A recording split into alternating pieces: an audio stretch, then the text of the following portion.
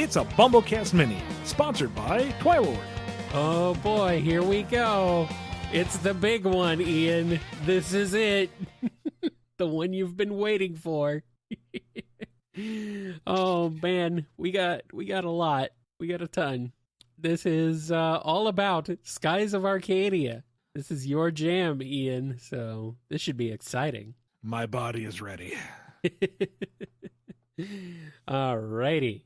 Well, Skies of Arcadia has a really interesting magic system with its colors of magic. For those who don't know, they do an interesting cosmology thing with multiple moons and their respective meteors called moonstones, which can be used to do their associated magics. How do you think the major SA2/Sonic X/Sonic Prime, Nermies, and Kyle would most naturally use each of those powers? Let's see here. Sonic, I'm inclined to go with blue, not just because of the color, but because that can grant you, what was it called? Quicken? That accelerated your speed overall. But Sonic's whole shtick is being adaptable, uses all the colors via the wisps. So I could see him using just about anything. I'm trying to think, what did the electric set do? It's been a long time since I've played around with the stuff. Powers over energy and virility with a running theme of electricity. That's yellow. Yeah. I can't remember if it... Because, every spell had, some kind of debuff and buff. Well, it either did a debuff or it did a buff. I can't remember what yellow did. But, I might almost say blue for Tails again, because it also, in addition to what it had of a wind theme to it. Yeah. Red for Knuckles, quite clearly. He's a big power type. It had a physical buff move on its end, and we're being color coordinated thus far. Amy, I don't know, because on the one hand she's very supportive, so blue or red would be good, but she also has the kind of hint of mysticism, so I almost want to go purple because that can do silence. But then silver has some of the more weird party helping things like clearing debuffs or resurrection, and that's about as supportive as you can get. So I don't know. You could go a lot of ways with that. It's such a versatile and lovely magic system. It's confusing too in some ways, because it's not particularly clear how you gain magic experience, or if having your particular elemental moonstone attached buffs that, or if it just grants you points. And never mind the looper itself that casts magic with a question mark, because who even knows what that does? That's not part of the question, though, is it? No, it's not. But that's okay. I didn't think you'd stick to any parts of the questions on this episode. And what would Kyle get? Kyle will go with green, because that is, all the healing spells come from green, and he's the whole reason why this show lives. Okay. But it's also where you get the poison spells, and he likes to throw out some toxic ideas. So yeah, there we go.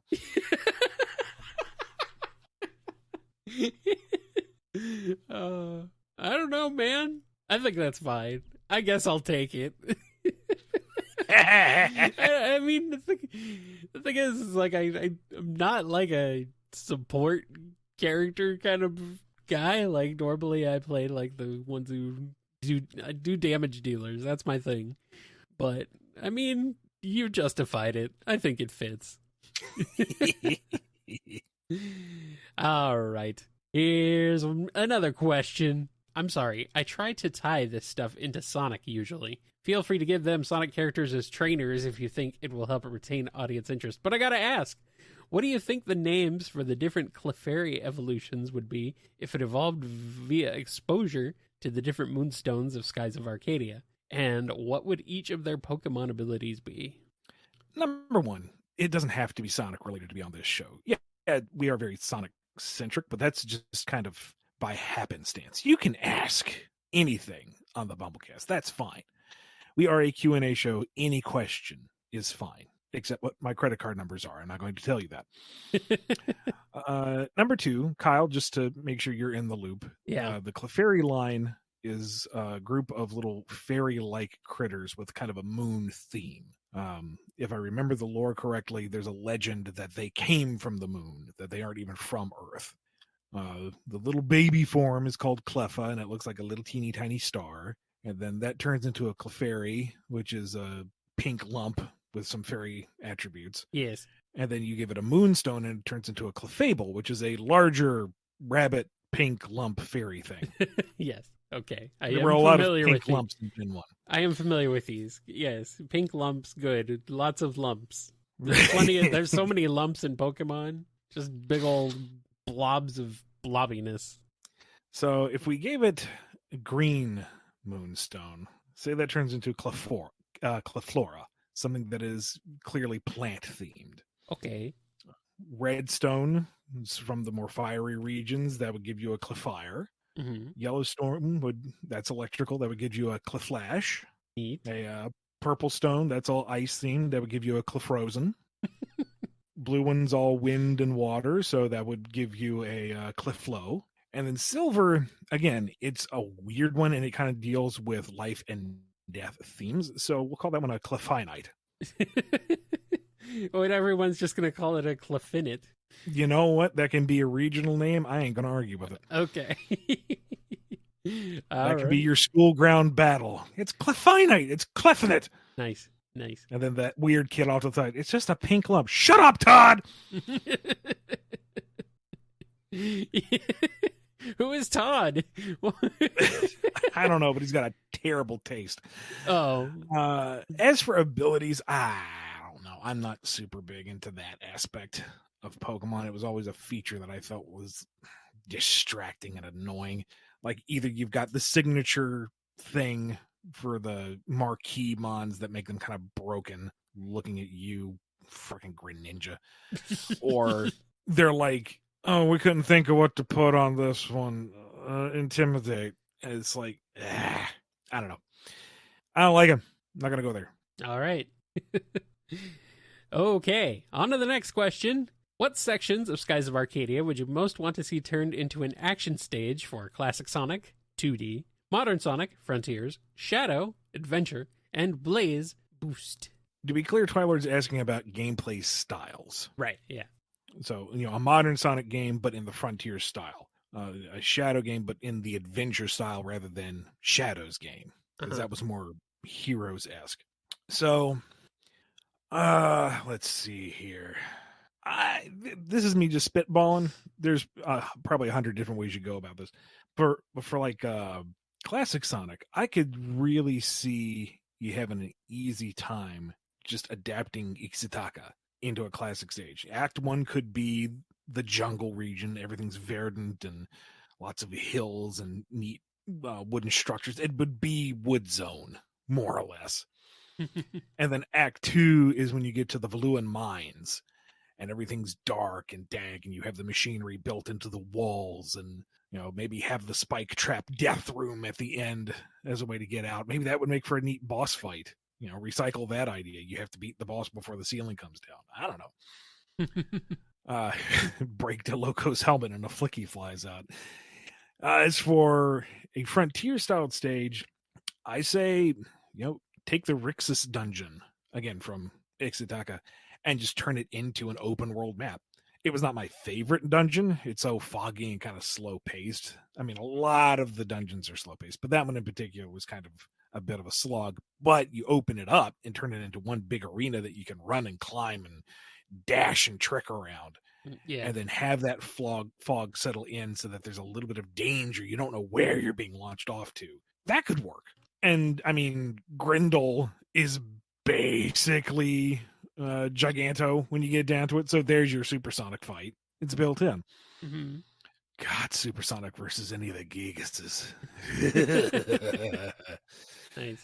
God, can you raccoon stomping around, strafing with lasers. You got like Psylu Beachhead or something. Anyway, an adventure style stage, especially if we're focusing on Shadow, maybe extrapolate on the Grand Fortress and make it kind of a whole Valuan type stage.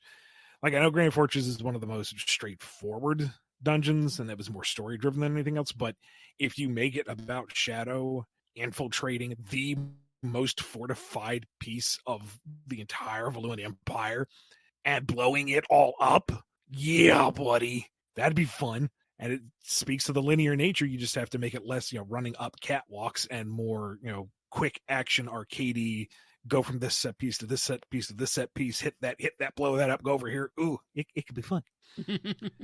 And for a Sonic Rush boosty type stage, I think you could probably adapt Glacia pretty well. I want to say what was the stage at Rush 1, the water, was it Water Temple, Hydro Temple, Aqua Temple? I forget what any of the zones in Rush 1 are called.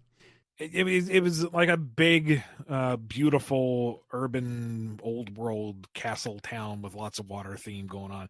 Water Palace? Glacia is basic. Yeah, okay. Glacia is that, but upside down and ice themed. Okay. Upside down is good. Why not? And right there, you got the bottomless pit hazard built in because you literally can't fall anywhere. It's just the abyss. Oh no, the abyss. The deep sky. I wish there was more to that. I mean, I understand why it was probably a last minute thing that's so late in the game, but for all the buildup, it was eerie to be sure. And I'm getting off topic again. Anyway, next question. Yeah.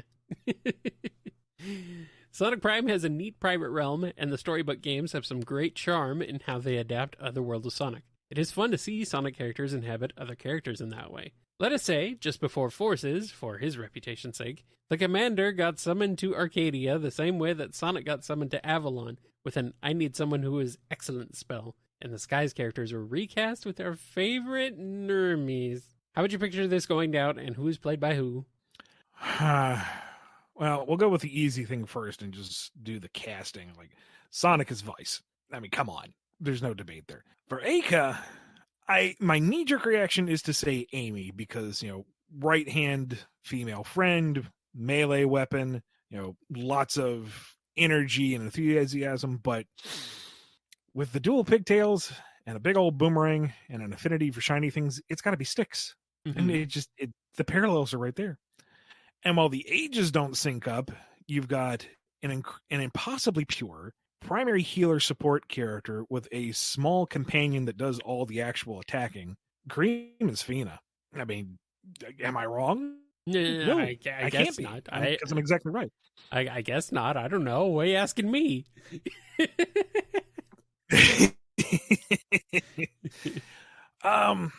For Drachma, that's a lot harder because we don't have a lot of grumpy old men in the Sonic series, and Knuckles isn't old. Mm-hmm. Drachma's whole defining trait is he's old. That and the giant mechanical kill you arm. I don't know. I mean, body type wise, Big is a little closer. Maybe he trades out the giant mechanical arm for a giant fishing rod. That'd be funny. Queue up his final special.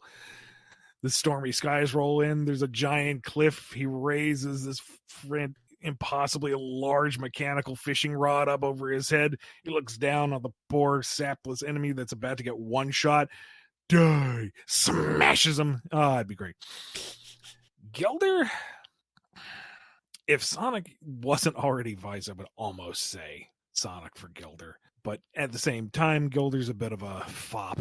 Maybe not a fop, but there's a degree to his hedonism that I don't know if it quite matches. The gunplay isn't anything. The gunplay might link him to Shadow, but Shadow is not a Gilder. He is the anti-Gilder. He is hilariously not Gilder. And for Enrique, maybe Silver in that whole naive, I want to make things better sort of way. And then he just freaking destroys you because where the hell did he summon that dragon from? But that's neither here nor there. The Commander comes in, and here's the thing. The Commander is a leader of fleets and armies, and that's not really what the Blue Rogues are about. The fact that they came together under Vice in the finale was a big deal, that he could rally so many ships, both Blue Rogues and Black Pirates. Commander, honestly, is more fit for how the Valuan Navy ran, and I could see him temporarily falling in step with Galcian, thinking that, this is the orderly way of doing things. We are the authority in Arcadia. It just kind of depends on when he shows up. Because the minute Nasrad gets, Nasraded, the commander will kind of go, I'm with the baddies. That's no good. Time to defect. And then maybe he helps handle logistics to get the Blue Rogue's fleet together and attack the Hydra. That could maybe work. Nice. All right. Is there anybody else? Or is that everybody? Oh, we could go for much longer, but let's keep it focused. Okay. If you insist. If you could combine Arcadia with any other two worlds, what would you choose? I'm also kind of curious if you agree that urban fantasy-esque settings like Sonic fall together exponentially easier. We'll tackle the latter half first. I don't know about necessarily easier because your urban fantasies can have different tones. Yeah. Even Sonic himself, his series can cover a wide range of tones. So depending on what you're doing with the urban fantasy or just science fantasy in general, some may mesh better than others. Like, Kirby is so open-ended, cutesy, anything goes. It fits with anything. Right. But Metroid, which I guess is more closer to sci-fi, but I don't know, Chozo Ghosts and some of the stuff in there, arguably fantasy. That one would be a little harder to fit together sometimes. Yeah. Or like Mario is a degree of fantasy that I think would fit great with like Kirby, but wouldn't necessarily mesh with the high fantasy of like Zelda immediately. There would be a bit of a design and tonal dissonance. And that may be just down to personal interpretation. I could be wrong. Maybe somebody could make it work. Maybe, you adapt some stuff so that they fit together a little better. Mm-hmm. Or maybe I got tunnel vision. I don't know. But if you could do Breath of the Wild Zelda in the Arcadia setting, holy crap, dude. Like, just the thought of exploring each of those islands as its own fully realized landmass and then taking an airship to the next region. And oops, I don't want to stay on the airship. I want to see what that weird thing in the sky is. I want to jump off and glide down and visit it. Oh. that'd be a good game. That Hook and Ivy to my arm because I'm going to stop eating. It might be dangerous. You might not want to do that. That if I could choose how to die, that's how I'll go. Blissfully unaware of the rest of the world as I lose myself in that imaginary scenario. Mm-hmm. Just straight up put the chip in my brain, Elon. Let me go off to La La Land. But Twilord said 2. Yeah. Any other two worlds? I mean, Sonic used to be two worlds. Bum. Yeah. I mean, Sonic could work, I guess. We always do Sonic crossover stuff. I know. And I know I said Kirby could mesh with everything, but that seems like the easy answer. It's too simple. Sonic is the easiest answer on this show, but Kirby is pretty easy too. For some reason, maybe it's because it's just Dreamcast, but I get like Power Stone vibes from Skies of Arcadia for some reason, or Tales. Yeah. Tales of, maybe. Stuff like that. Yeah, I could see a Tales of engine run Skies of Arcadia. Active battle system with that special 2D plane targeting, but with the 3D maneuverability on the field. Mm-hmm. I mean, you've already basically got the classic styled airship when you're going around the various islands. Well, heck. Action hidden robots, hidden plots to, reshape the world, fight a god by the end. Yeah. Dear Lord, put Lloyd Irving and Vice on the same boat together, provided that they can keep it in one piece when they get to the destination. Whatever they're up against is screwed by the sheer willpower alone. Pretty much. Yeah, I could see that. Yeah. Then I could see, throw some Power Stone in there too. Why not? I mean, aesthetically, it would match pretty closely. Yeah. I miss Power Stone. God. Oh my God. Zelos and Gilder going out on the town together. Disastrous. Oh no. Zelos doing anything is disastrous. But, Drachma learns of Kratos' backstory, tries to rip his head off. Oh no. Well, Fina and Colette being together, they'd be so pure you could like clean water just by proximity to them. is it? Would that be a lot of sorry? A lot of apologizing. They'd reach the Canadian quota within a week. A week, maybe a few hours. All right, is that enough? It should be. It should be. This is not an hour-long show. This is a mini. I mean, this is a quote-unquote mini. Twilight knew what he was doing. All right. The mystery of the Black Moon is very interesting. It must have existed, but that is all that is really known about it. If it was somehow flung out of orbit and into the Sega multiverse, the Black Moon would no longer be a moon, right?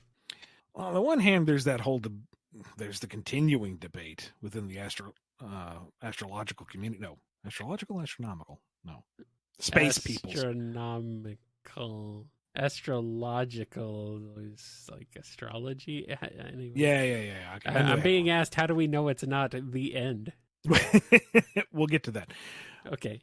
But like, what defines a planet and what defines a moon and what defines a, body in space is still not 100% defined. Mm-hmm. Like, once they found stuff out beyond Pluto and, they're finding things like Ceres and whatever, and it's like, well, is it really just a giant icy body or is it a planet? Well, it's got things going around it, but Mercury doesn't. But what really defines a moon? Is it the shape? Well, then Mars doesn't have moons because they're like potatoes.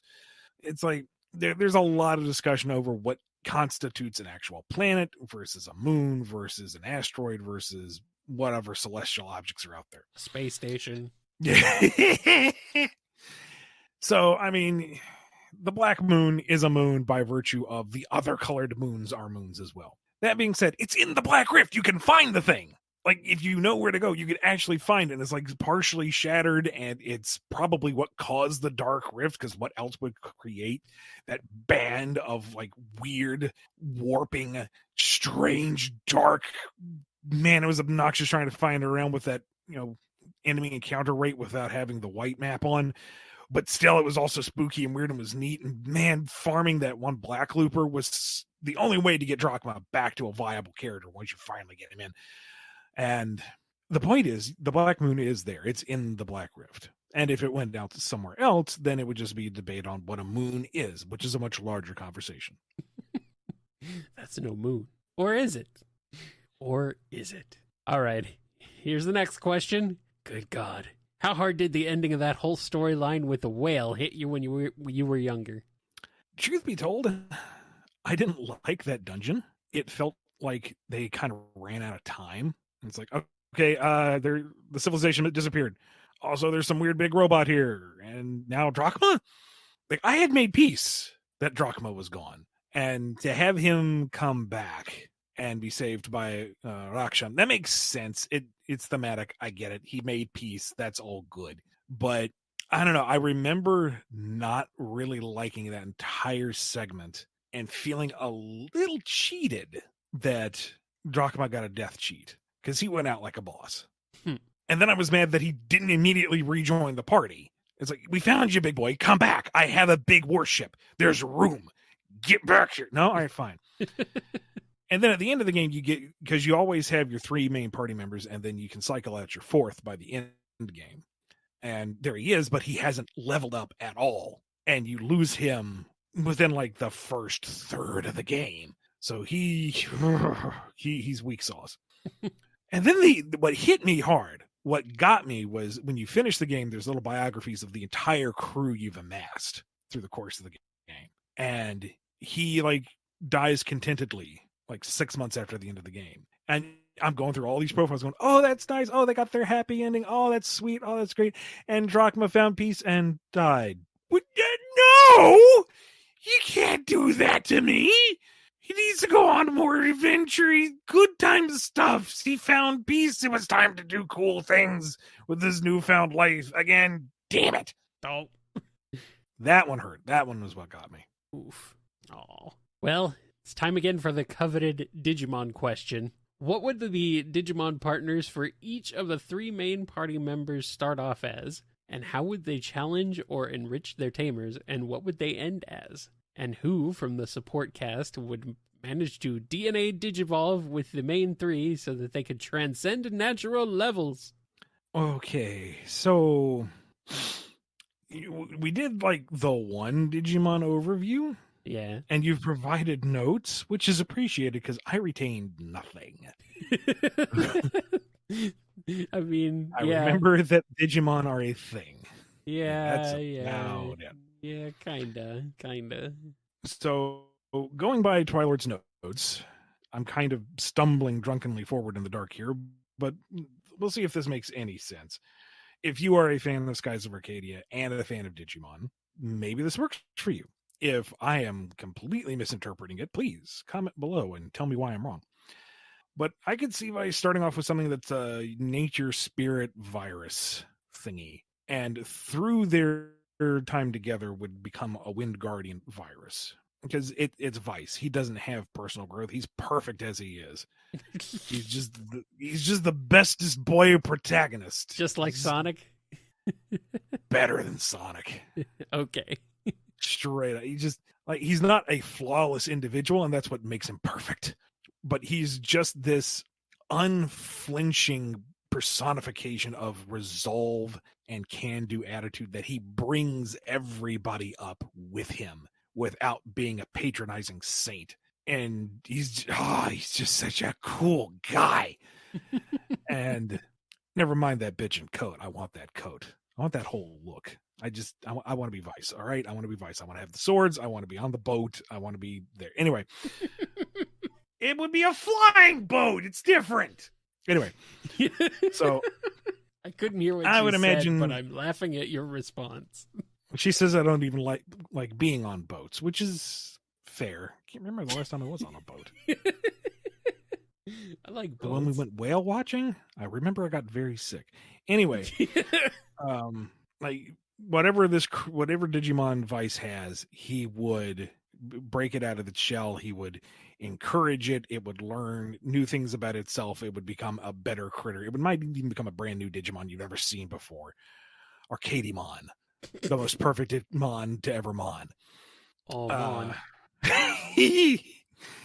Eika, maybe she starts out with like a virus buster vaccine type that then becomes a Dragon's Roar data type. My thinking here is she is kind of cavalier and she's very greedy, and that kind of steers her. So I would think it would be funniest if she had a companion that was trying to course correct that, trying to moralize her a little bit, and then it just does not work.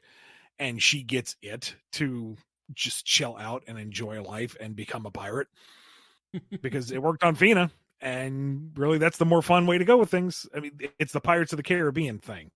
You know, every single character becomes cooler when they become a pirate in that movie series. So, pretty much, that's the logic that applies here.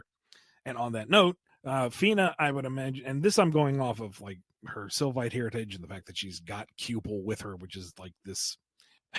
If the T1000 was a Chow, oh no, if that makes any sense, that sounds horrifying. I don't want that. He's a weird little goober. He's a weird little goober, but if you raise him right, he turns into a cannon, like a literal cannon, and shoots magic at people, and that's just great. So I imagine her being like a Metal Empire vaccine type, or rather her partner to reflect her early days. And then like her would become a virus buster / virus type. You know, she's still supportive. She's still nurturing and lovely and full of lightness and goodness and purity and what have you. But she's also learned that the world is gray. It's not pure black and white, that there is good within piracy, because this is a fantasy world where there can be good in piracy. And she has made friends and she's opened up and she is her own self and la-di-da-di-da. As for DNA Digivolve, I'm not as familiar with that, and I don't think there's notes here, so I don't know what to do. But you know, we'll look at the main 3 and see what they are personally, and just assume that their partners would be similar and they would bring those attributes to it. So drachma would be whatever it is that revolves around kind of stubbornness, but it's also a form of resoluteness. He is a steadfast man. He is a sturdy man of the sky seas, the sea skies, the airboats, and obstinate as a bull. But that also means that he's not going to flinch in the face of any kind of adversity. So it's the good and the bad. Gilder is a free spirit, again, for the good and the bad. He loves to sail. He loves adventure. He loves going off on his own. His crew is free to kind of do whatever they want whenever he gets a flight of fancy and leaves them. It's just how they kind of roll. But he's also kind of flippant and sadly a bit technically misogynistic. I don't feel like it's intentional, but it's not the best worldview. Mm-hmm. Although he seems to maybe come around towards the end. I mean, he's there with Clara at the end. It's whatever. That's a whole other discussion. So something that focuses on the sense of self-driven freedom and the pros and cons that come with that. And as for Enrique, justice, I guess, is his main driver. A kind of blind, dutiful, rigid idea of right needs to be applied. He's lawful hero, no, lawful good. Yes, like yeah, kind of through and through. And he never is really put in a position where that's really a problem because he's always right. But that's just the nature of the story. I mean, the Valuan Empire is clearly bad, and there's the whole thing, and you know what I mean. Point is, someone who is virtuous and driven to do the right thing, even at the cost of their own selves. That could be an interesting attribute to be applied to the whole digi cross-pollination, whatever. Mm-hmm. And now, Twilord has a question for you, Kyle. Oh, So, boy. Kyle, Oh, boy. Oh, boy. Anyway, what's up? So, Kyle, thoughts? You really like Skies of Arcadia. That's what I'm getting from this. And water is wet. Uh-huh. We've covered a lot of ground here. Or sky, as it were. That's the beauty of the franchise. You can do both. Oh. I don't know if I'm gonna play it, but I don't know. I have an appreciation for it, partially through you, partially just through osmosis of my enjoyment of Sega in general. So I'm down. I'm here for it. But yeah, that's my thoughts. I don't have many thoughts, but so I'm sorry, it can't be more interesting. Now I know you're not a big fan of RPGs in general. Not really. They're long. And if anyone's tracking down the GameCube copy or the Dreamcast copy, number one, good luck. There are other ways. But we're talking about the good side of piracy here. And if you're going into it completely blind and you are more accustomed to modern day RPGs and such, do keep in mind it comes from an older school of RPGs. It is slower paced. There isn't a lot of interactivity in battles. The North Sky Sea is a slog, and if you don't have Aka's Delta Shield, it can be an absolute nightmare. But once it really gets by on its timeless charm and absolutely stellar soundtrack. The characters are charming. Yes. The characters are charming. The world is whimsical without being fluffy. The designs are fun and bright and engaging. I cannot stress how much the music is just fantastic. There's a sense of freedom and fun and exploration there still, especially once you equip the white map, which turns off random encounters, because, man, the random encounters can be brutal. Yeah, that's the thing that discourages me. I feel like you get it sooner in the GameCube version. But aren't there more encounter? Isn't the encounter rate way higher in the GameCube version, though? Or something No, they lowered it. Or they lowered it in the GameCube version. Okay. There's something where they went backwards, like something like that. I'm trying to remember which game it was that did that. But the North Skies The North Sky Sea is like a very early overworld. I hesitate to call it a dungeon, but region Mm-hmm. where you are in heavy headwinds. So your progression is slowed to like half. And a common enemy that pops up has a silver spell that has a 50-50 shot of killing you on the spot. Oh boy. So you're in an extremely slow progression of a region. And if you're not holding forward on the stick, the minute you load back into the overworld, you will be pushed backwards and lose progress. And unless you have a particular skill that protects you from all magic, you can get a party wipe real darn quick through no fault of your own. It ain't the best part of the game. I won't defend that. But, and the story itself is not anything revolutionary, Mm-hmm. but it's satisfying. It's fun. It's hopeful. And that was the big thing too, is that this was in the era where things were starting to get kind of grungy. The world is crap. We don't have to be driven by virtue and morals, and everything doesn't have to be all right in the end. The world is gritty and our heroes are gritty and people die and things can be depressing. And Skies of Arcadia is like, yeah, but things are also okay too. You know what? If you have the courage and the resolve to carry on, do so. Mm-hmm. And you are the captain of your own fate. And that's just, it's nice. It's just a nice, comfy game. Well, it's fun hearing you talk about it. I know you love it. That and all of Gilder's specials are just freaking money, man. God, Gunslinger. Like, everybody's got like a set of special attacks, and his in particular, because he's a gunslinger. And the very first special you unlock for this guy is that all of a sudden you get swept into like this corridor of rushing light, like almost you're inside of an active gun barrel, and he pulls out both weapons and he aims at whatever is in his line of sight. And he goes, "Come on, dance for me," and just unloads on him. And oh my God, he's such a manly man. I want his coat too. He has one of the bitchinest coats. There's a lot of good coats in that game. Yeah, all right.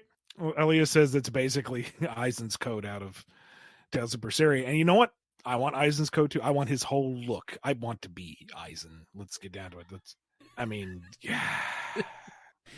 On a scale of who's manlier, Gilder to Eisen, I have to abstain because just damn, dude. You heard it here first. Ian Flynn wants to be an anime. Yeah. Oh, yeah. Hell, I am more body type like a Drachma, and I'll even take that. Just give me the big old steampunk smacking arm. I'll take it. I mean, that is. I don't need cool. the Delphinius. Let me fly the Little Jack. That thing had a freaking harpoon cannon. That's badass. I'll take the Little Jack. I'm cool with That's that. pretty cool. Yeah. I do love me some airships and pirate stuff like that. So I don't know. Someday I'll play it. Anyway, this was supposed to be about my thoughts, not yours. Well, you had your chance. I know. I know. And then you took over. And that's fine. But we should probably get going, except we do have one more thing to cover. And Twilord wants to know what topic we would like the next assignment to be about. Once again, man, it's your money. It's your mini. What do you want to hear us talk about? Go. You are the captain of your own destiny here. Well, you choose how much more Skies of Arcadia we get to talk about.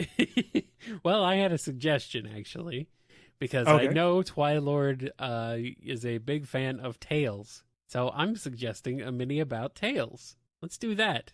Okay. Let's do something. Let's talk about Tales. We don't talk about the little fox man enough. We should talk about it more. So let's make a mini about Tales. If that's what he wants, that's what we'll do. All right. Well, that's it. That's all we got. Yeah, thank you to Twilord for sponsoring this mini. If you want one of your own, head over to patreon.com/BumbleKast or Ko-fi.com/BumbleKast or become a YouTube member. We'll see you in the next one.